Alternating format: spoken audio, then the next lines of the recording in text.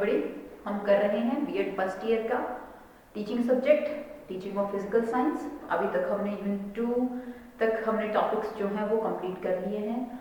आज हम यूनिट 3 जो है वो स्टार्ट करने जा रहे हैं और यूनिट 3 का जो टॉपिक हम स्टार्ट कर रहे हैं that is method of teaching, कि पढ़ाने के तरीके। देखिए, जब टीचिंग की बात आती है तो टीचिंग का मेन ऑब्जेक्टिव क्या होता है कि अपने लर्नर के सभी आउटकम्स को, उसके ऑब्जेक्टिव्स को फुलफिल करना। और देखिए, जब किसी भी एक कोर्स के अंदर बच्चा एडमिशन लेता है तो एडमिशन लेने के बाद उसे नंबर ऑफ सब्जेक्ट्स जो हैं वो पढ़ने होते हैं। वो हिंदी पढ़ता है, इंग्लिश पढ़ता है, मैथ पढ़ता है, साइंस पढ़ता है, एसएसटी पढ़ता है, नंबर ऑफ सब्जेक्ट्स जो है वो पढ़ रहा है। तो कहीं ना कहीं हर सब्जेक्ट को पढ़ाने का क्या होता है, अलग तरीका है। अगर सब्जेक्ट्स अलग हैं तो उसके बिहाफ पर आप क्या देखेंगे कि उनको पढ़ाने के तरीके भी जो हैं वो क्या होते हैं, अलग अलग होते हैं। अगर हम मेथड्स की बात कर रहे हैं कि टीचिंग मेथड्स जो हैं वो कौन कौन से हैं, तो हमारे सामने जो है various type of methods of teaching हैं। जैसे कि हमारे सामने लेक्चर मेथड है जो कि सबसे ट्रेडिशनल मेथड जो है वो माना जाता है, भाषण विधि। सिमिलरली इसके साथ साथ इसमें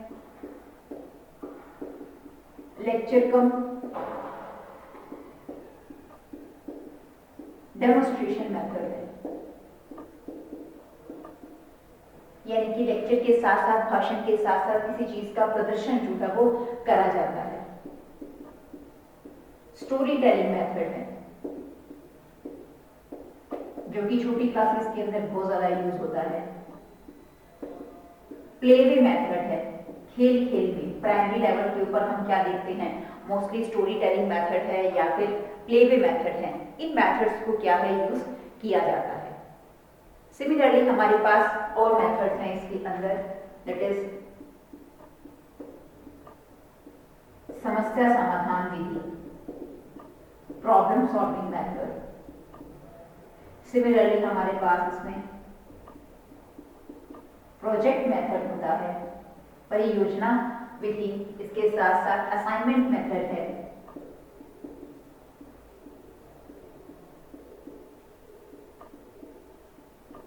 असाइनमेंट मेथड के साथ साथ लेबोरेटरी मेथड हमारे सामने आता है।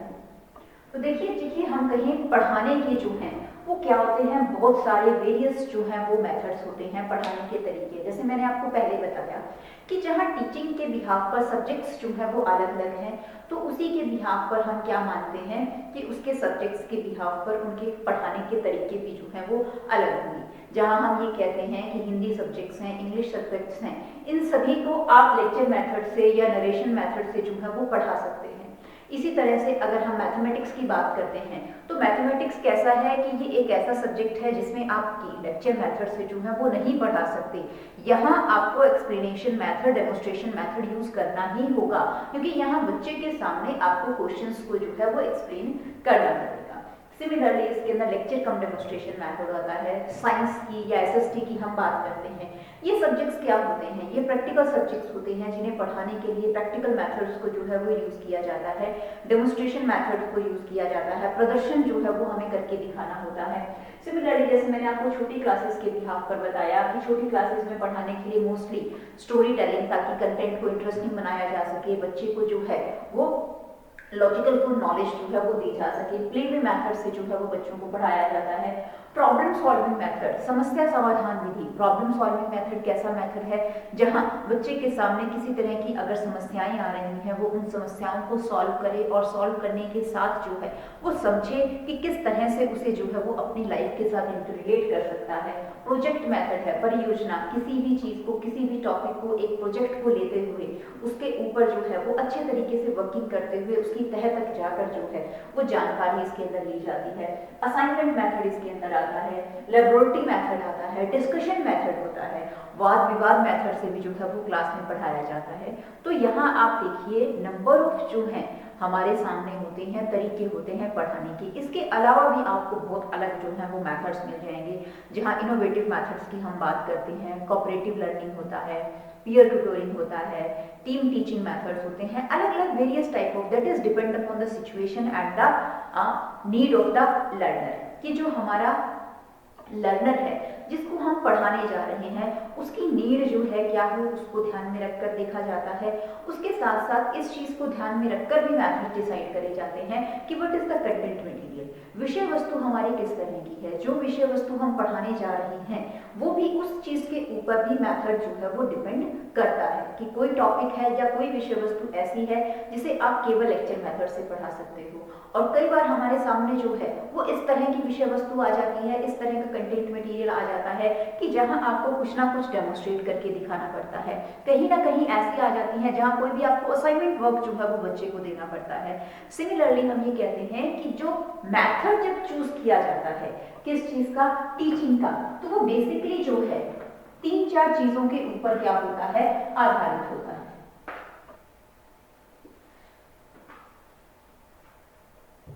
हम ये कहें कि जो मेथड ऑफ टीचिंग हम चूज कर रहे हैं दैट इज डिपेंड अपॉन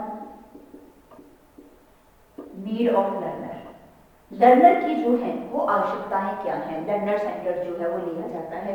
उसके साथ साथ कई बार जो है वो किस चीज पे डिपेंड करता है, that is need of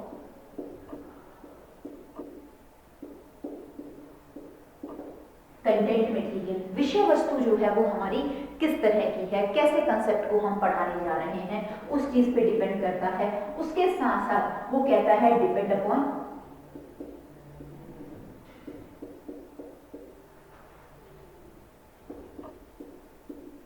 subject. विषय के ऊपर भी जो है वो मेथड, कौन से मेथड से पढ़ाया जाना है, ये चीज जो है वो क्या करती है, डिपेंड करती है। अब हम क्या कर रहे हैं, हम टीचिंग ऑफ फिजिकल साइंस कर रहे हैं, तो साइंस जो है वो किस तरह का सब्जेक्ट है, एक प्रैक्टिकल सब्जेक्ट है।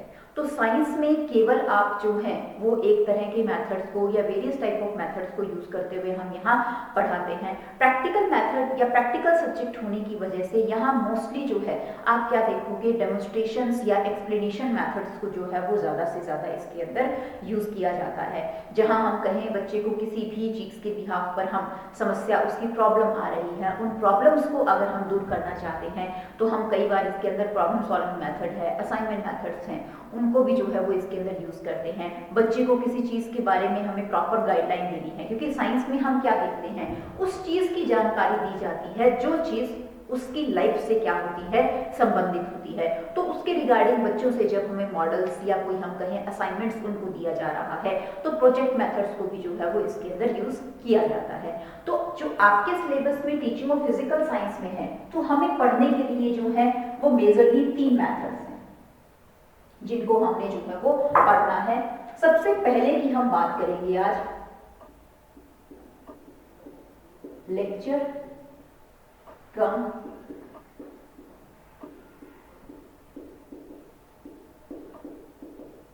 डेमोन्स्ट्रेशन मेथड, जिसे हिंदी में जो है वो क्या कहा जाता है, व्याख्यान युक्त प्रदर्शन विधि।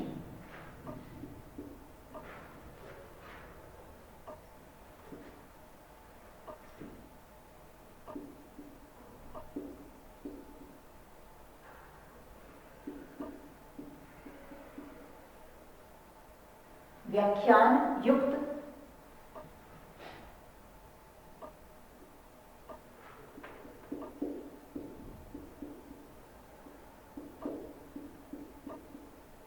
प्रदर्शन। तो आज हम इस मेथड के ऊपर जो है वो बातचीत करेंगे कि हमारा लेक्चर कम डेमोन्स्ट्रेशन मेथड जो है वो क्या होता है, किस तरह से इसके अंदर देखा जाता है।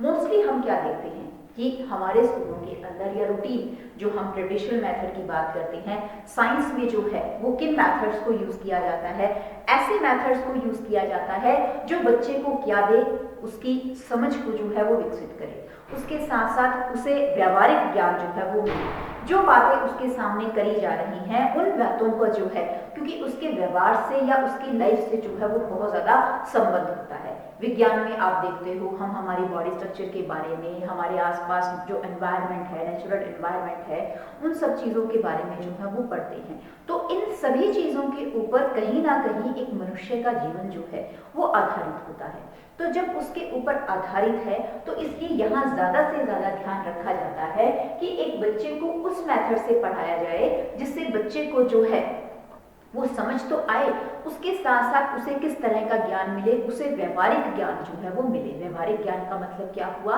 कि जो नॉलेज है, जो जानकारी है, वो बच्चा अपने जीवन के अंदर उसे अच्छे तरीके से जो है वो यूज कर पाए। तो इसके साथ साथ हम साइंस को क्या मान रहे हैं, एक प्रैक्टिकल मेथड्स जो है वो माना जाता है या प्रैक्टिकल सब्जेक्ट हम मानते हैं। यहाँ चीजों को जो है वो आपको बच्चों के सामने प्रदर्शित डेमोन्स्ट्रेट करके जो है वो दिखानी पड़ती है, तभी बच्चे को जो है वो चीज क्लियर होती है। जैसे मैं आपके सामने छोटा सा एग्जांपल लेती हूँ कि एक टीचर जो है वो क्लास में बच्चे को एलिमेंट, कंपाउंड और मिक्सचर पढ़ा रहा है। 3 चीजों के बारे में उसे एक्सप्लेन कर रहा है कि एलिमेंट क्या होता है, कंपाउंड क्या होता है और मिक्सचर्स क्या होता है। तो इन 3 चीजों को जब वो एक्सप्लेन कर रहा है तो प्रॉपर्ली उसकी जो हम कहें थिंकिंग लेवल को लॉजिकल फुल बनाने के लिए, उसके साथ साथ उसकी समझ को विकसित करने के लिए उसे कहीं ना कहीं इसमें क्या यूज करना पड़ेगा, डेमोन्स्ट्रेट मेथड जो है वो यूज करना पड़ेगा। उसे तीनों चीजों के अंदर एक अंतर या डिफरेंशिएशन समझाने के लिए, उसके साथ साथ उसको अच्छे तरीके से उसकी समझ को विकसित करने के लिए उसे चीजों को उसके सामने डेमोन्स्ट्रेट करके दिखाना पड़ेगा कि कौन सी चीज किस तरह से एलिमेंट है, कौन सी चीज किस तरह से कंपाउंड है और किस तरह से चीजें जो है वो मिक्सर होती है। और मोस्टली हम देखते भी हैं कि स्कूल्स के अंदर टीचर जो है इस तरह की टॉपिक्स को पढ़ाने के लिए डेमोन्स्ट्रेट मेथड को यूज भी करती हैं। वो क्लास के अंदर बच्चों के सामने जो है वो कहीं ना कहीं किसी ना किसी टीचिंग एड को यूज करते हुए जो है वो पढ़ाते हैं। टीचिंग एड्स के अंदर वो टीचर जो है वो क्या यूज करता है, वो रियल एड्स यूज कर सकता है। रियल एड के साथ साथ वो किसी तरह का मॉडल जो है वो यूज करता है। मॉडल के साथ साथ वो कहीं ना कहीं हम क्या देखते हैं, चार्ट की जो है वो हेल्प लेता है। पीपीटीएस के थ्रू जो है वो बच्चे को पढ़ाया जाता है। लेकिन मोस्टली जो है हम जब लेक्चर कम डेमोन्स्ट्रेशन मेथड की बात करते हैं तो इसमें बच्चे के सामने जो है वो रियल एड्स की हेल्प से जो है वो पढ़ाया जाता है।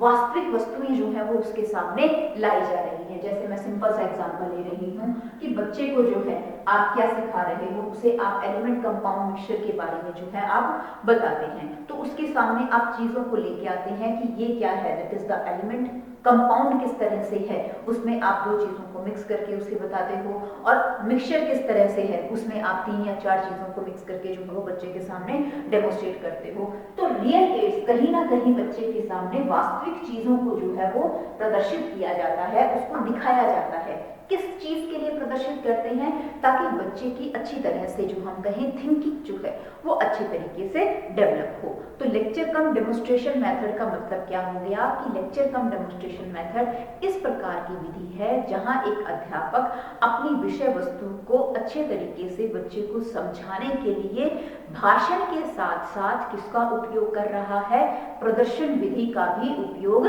कर रहा है। हम कह रहे हैं कि मान लीजिए हमारे पास एक टॉपिक है पार्ट्स ऑफ फ्लावर। हम फ्लावर के जो हैं वो पार्ट्स बच्चे को दिखाना चाहते हैं, समझाना चाहते हैं।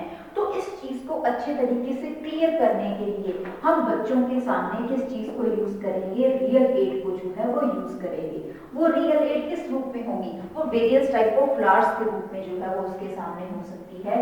उसके साथ साथ हम क्या यूज कर सकते हैं, हम मॉडल जो है वो यूज कर सकते हैं। पार्ट्स ऑफ फ्लावर को प्रॉपर्ली एक्सप्लेन करने के लिए हम पार्ट्स ऑफ फ्लावर का मॉडल जो है वो बच्चे को क्लास में दिखाते हैं। उसके साथ साथ हम चार्ट को जो है वो यूज कर सकते हैं। तो जहां भाषण के साथ साथ बच्चे को क्या किया जा रहा है, उसे किसी भी वस्तु, वास्तविक वस्तुएं हैं, चार्ट है, मॉडल्स हैं, इन सभी की सहायता से इन सभी चीजों को कक्षा के अंदर प्रदर्शित करके जब बच्चे को पढ़ाया जाता है तो उस मेथड को हम क्या कहते हैं, लेक्चर कम डेमोन्स्ट्रेशन मेथड जो है वो कहा जाता है। आपके सामने छोटा सा एग्जांपल है कि आप पार्ट्स ऑफ फ्लावर पढ़ा रहे हो बच्चे को। एक तो जस्ट आप वर्बली बोलकर बच्चे को जानकारी दे रहे हो, तो वहां हम क्या देखते हैं, केवल वो सुनकर जो है वो उस चीज को ग्रहण कर रहा है। और वहीं दूसरी जगह जो है उसे क्या दिखाया जा रहा है, बोलने के साथ साथ उसके सामने फ्लावर को जो है वो लाकर हम उसके डिफरेंट पार्ट्स को जो है वो एक्सप्लेन कर रहे हैं। तो यहाँ जो है बच्चे को क्या हो रहा है, वो सुन भी पा रहा है चीजों को और उसके साथ साथ देख भी रहा है। तो उसकी कहीं ना कहीं दो ज्ञानेंद्रियां जो हैं वो उपयोग में लाई जा रही हैं। जब बच्चा किसी चीज को सुनने के साथ साथ देखता भी है, विजुअलाइज जब चीजों को करता है, तो जब बच्चा विजुअलाइज जब करता है तो उससे हम क्या देखते हैं, ज्ञान में क्या आ जाती है, स्टेबिलिटी जो है वो आ जाती है। उसे कहीं ना कहीं क्या मिल रहा है, जहाँ सैद्धांतिक ज्ञान मिल रहा है, उस सैद्धांतिक ज्ञान के साथ साथ उसे व्यावहारिक ज्ञान भी जो है उसका मिलता है कि थ्योरेटिकल एस्पेक्ट के साथ साथ हम बच्चे को प्रैक्टिकल एस्पेक्ट की जानकारी भी जो है वो दे रहे हैं। जब इन चीजों को बच्चों के सामने प्रदर्शित करा जाता है तो वो जो व्यवहार है, जब बच्चा अपनी अदर सिचुएशंस के अंदर, लाइफ के अदर पार्ट के अंदर जब देखता है तो वहां वो अच्छे तरीके से समझ सकता है या बता सकता है कि ये चीज मुझे इस तरह से क्या करी गई है, एक्सप्लेन जो है वो करी गई है।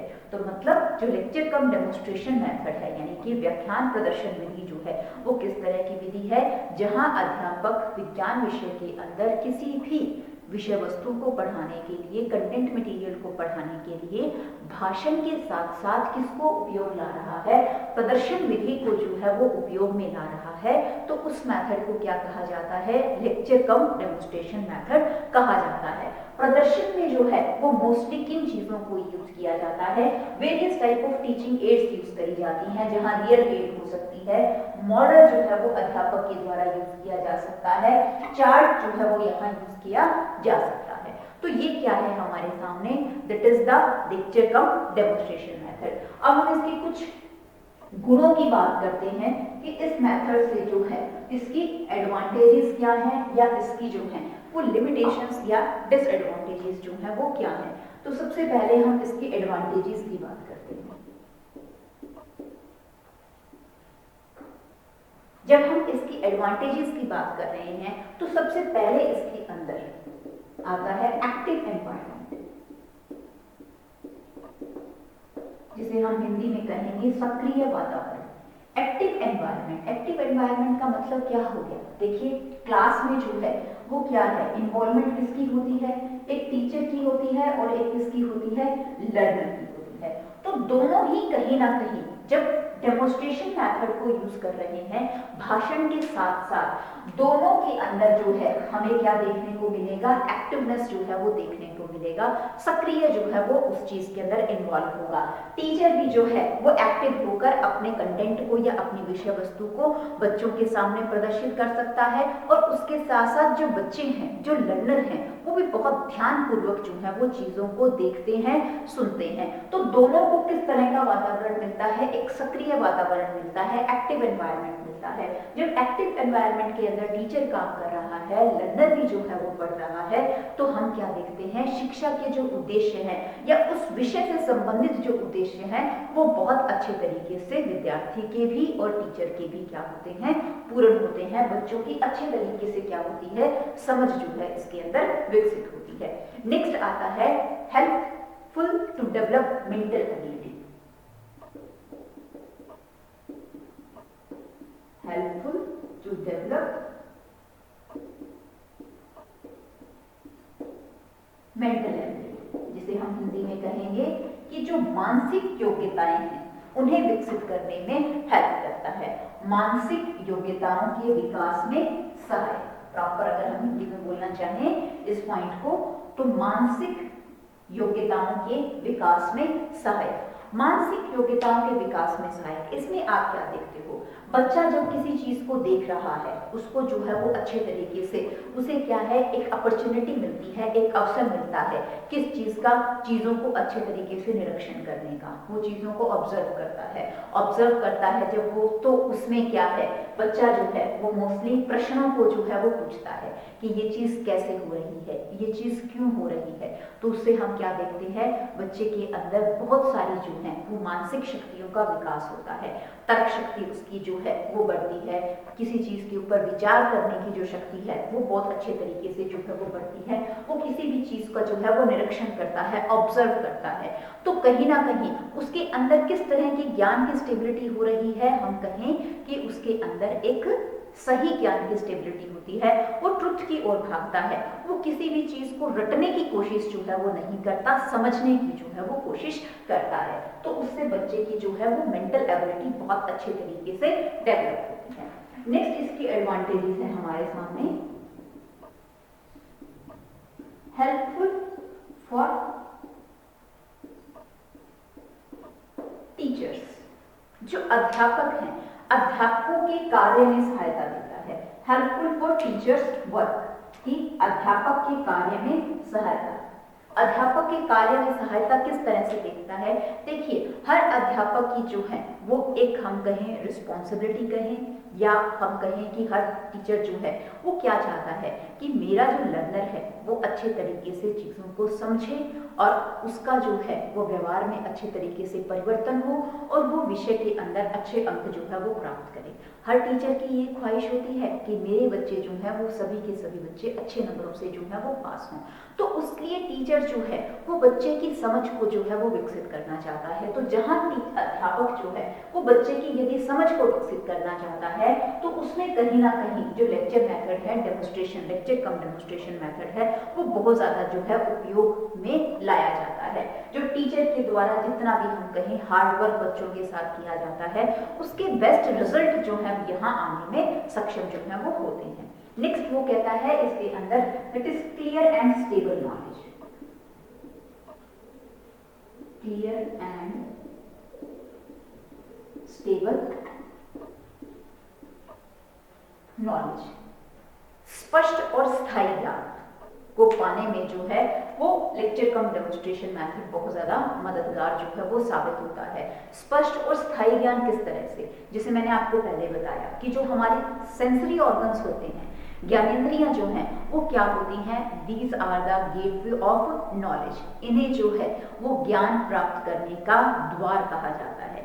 जितनी ज़्यादा हमारी ज्ञानेंद्रियां, जितनी ज़्यादा हमारी सेंसरी ऑर्गन्स जो हैं वो किसी भी चीज़ को लर्न करते हुए, पढ़ते हुए जो हैं वो क्या होती हैं, एक्टिव होती हैं, उतना ही हमारे अंदर ज्ञान जो है वो बहुत अच्छे तरीके से विकसित होता है। तो यहाँ आप क्या देख रहे हो, बच्चा सुनने के साथ साथ चीज़ों को देखता भी है, चीज़ों को विजुअलाइज भी करता है। जब चीज़ों को विजुअलाइज करता है तो उससे ऑटोमेटिक ही जो नॉलेज है वो क्या हो जाती है, स्टेबल हो जाती है, स्थायी जो है वो चीज़ हो जाती है। हमारे साथ होता भी है, एक बार हम किसी भी चीज़ को देख लेते हैं, जब हमारी हम चीज़ों को देख लेते हैं तो वो कहीं ना कहीं ज़्यादा समय तक हमारे को क्या रहती है, याद रहती है। इसके अपोजिट अगर हम देखते हैं कि एक चीज़ को हम क्या है केवल सुन रहे हैं तो सुनने से वो चीज़ हमें जो है वो इतनी ज़्यादा अच्छे तरीके से ज्ञान नहीं मिल पाता।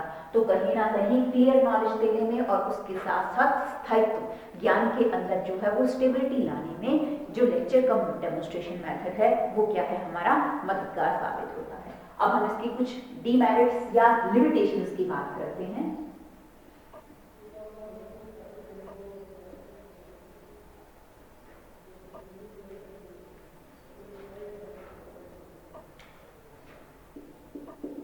इसकी लिमिटेशंस जो हैं वो क्या है,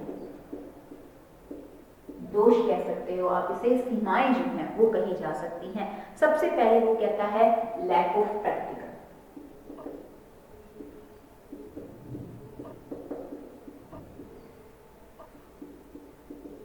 लैक ऑफ प्रैक्टिकल वर्क, यहाँ प्रयोगात्मक क्षमता का अभाव। प्रयोगात्मक क्षमता क्या होती है, इस विधि के अंदर जो है वो ज्यादा से ज्यादा मेजर जो है हम देखें तो किसका वर्क होता है, अध्यापक का वर्क होता है। और जो विद्यार्थी है वो जो है वो कहीं ना कहीं जो अध्यापक के द्वारा क्रियाएं की जा रही हैं उन क्रियाओं के ऊपर क्या रह जाता है, सीमित रह जाता है। टीचर तो चीजों को डेमोन्स्ट्रेट कर रहा है लेकिन बच्चों को इसमें मौका नहीं मिल पा रहा है कि वो खुद अपने हाथों से किसी काम को जो है वो करके देखें। जब बच्चा किसी चीज को अपने हाथ से स्वयं जो है वो करता है तो उससे ज्ञान जो है वो और भी अच्छे तरीके से स्टेबल होता है, प्रैक्टिकल वर्क हो जाता है, उसके अंदर किसी तरह की त्रुटियां जो आ रही हैं वो त्रुटियां क्या हो जाती हैं, खत्म हो जाती हैं। तो उस चीज का कहीं ना कहीं हमें जो है वो यहाँ पर अभाव देखने को मिलता है कि प्रैक्टिकल वर्क यहाँ कम होता है। सारी की सारी जो कार्य है वो किसके द्वारा किया जाता है, अध्यापक के द्वारा किया जाता है। तो कहीं ना कहीं कई बार बच्चे की जो योग्यताएं हैं वो इसके अंदर अच्छे तरीके से डेवलप नहीं हो पाती। नेक्स्ट वो कहता है लैक ऑफ साइकोलॉजिकल फैक्ट, मनोवैज्ञानिक जो है वो इसके अंदर क्या मिलती है, दृष्टि से कमियां मिलती हैं, मनोवैज्ञानिक अस्पष्टताएं इसके अंदर हैं। लैक ऑफ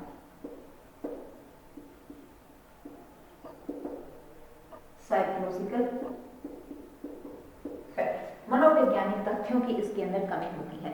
मनोवैज्ञानिक तथ्य क्या कहते हैं? साइकोलॉजिकल जो है उसका मतलब क्या होता है कि सबसे बेस्ट मेथड वो होता है जहां लर्नर की जो है वो सबसे ज्यादा क्या होती है, इन्वॉल्वमेंट होती है। बच्चा जितना ज्यादा किसी भी चीज को अपने हाथ से करेगा, अपने स्वयं हाथों से करके देखेगा, उसके अंदर ज्ञान में उतनी ज्यादा जो है वो स्टेबिलिटी आती है। हम कहते भी हैं कि चीजों को देखिए, उसको सुनिए और फिर उन चीजों को करिए। तो यहाँ बच्चे को करने का मौका जो है वो नहीं मिल पाता। वो देखता भी है, वो सुनता भी है, लेकिन वो अपने हाथ से जो है वो चीजों को नहीं कर रहा है। तो कई बार जो है वो ज्ञान या किसी चीज को समझने में बच्चे को क्या आ जाती है, प्रॉब्लम आ जाती है। उसके साथ साथ हम क्या कहते हैं इसके अंदर, टीचर सेंटर्ड rather than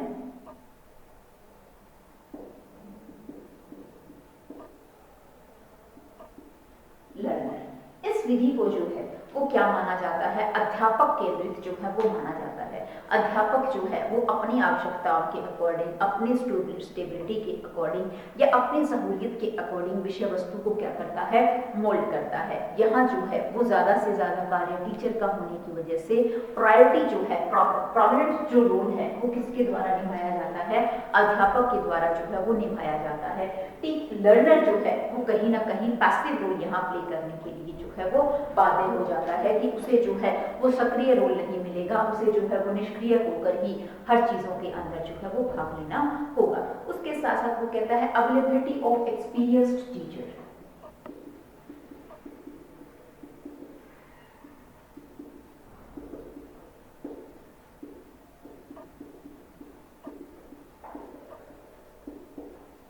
यहां हमें क्या देखने को मिलता है कि अगर कोई भी डेमोन्स्ट्रेट वर्क जो है वो करना है तो उसके लिए जो है वो एक अनुभवी अध्यापक का होना बहुत जरूरी है। अगर अनुभवहीन अध्यापक जो है वो चीजों को डेमोन्स्ट्रेट कर रहा है या ज्ञान दे रहा है तो कई बार जो है वो क्या चीज हमारे सामने आती है कि वो ज्ञान या वो जो क्लैरिटी है वो इतनी स्पष्ट नहीं होती और कहीं ना कहीं बच्चे को जो है वो एक सही ज्ञान नहीं मिल पाता एक टीचर के द्वारा, एक अनएक्सपीरियंस टीचर के द्वारा कंटेंट को अच्छे तरीके से एक्सप्लेन नहीं किया जाता। तो इस लेक्चर में हमने क्या देखा कि प्रदर्शन या व्याख्यान प्रदर्शन विधि जो है वो क्या होती है, उसकी मेरिट्स क्या हैं और उसकी डीमेरिट्स जो है वो क्या है।